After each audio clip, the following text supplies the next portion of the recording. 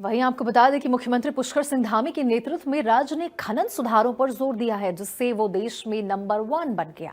सरकार की पारदर्शी नीतियों और सुधारात्मक प्रभावी कार्यों से राजस्व में वृद्धि हुई है और रोजगार के अवसर भी बढ़ रहे। केंद्र की खनन मंत्रालय ने साल 2025 और 2026 की विशेष सहायता योजना यानी कि SASCI के तहत उत्तराखंड को माइनर मिनरल्स रिफॉर्म में करोड़ों की प्रोत्साहन राशि भी प्रदान की है। दिखाते हैं आपको ये खास रिपोर्ट।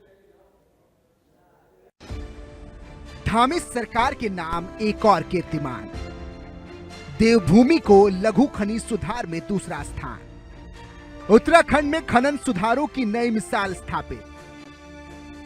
अवैध खनन पर धामी सरकार का कड़ा प्रहार। मुख्यमंत्री पुष्कर सिंह धामी के नेतृत्व में उत्तराखंड में खनन सुधारों की दिशा में निरंतर उल्लेखनीय कदम उठाए जा रहे हैं।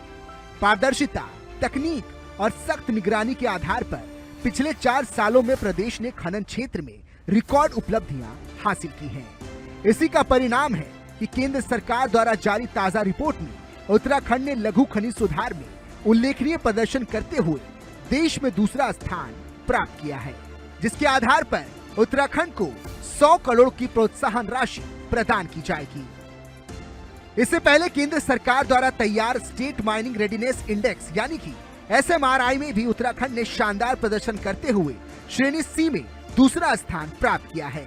इस उपलब्धि के आधार पर उत्तराखंड को केंद्र सरकार से 100 करोड़ की प्रोत्साहन राशि मिलेगी। इस प्रकार दोनों श्रेणियों में उत्कृष्ट प्रदर्शन के चलते राज्य को कुल 200 करोड़ की प्रोत्साहन सहायता प्राप्त होगी, जो खनन क्षेत्र में धामी सरकार के सुधारों और कड़े निर्णयों की बड़ी उपलब्धि मानी जा रही है।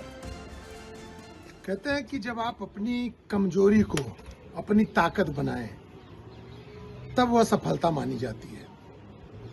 उत्तराखंड में इस समय यही देखने को मिला है।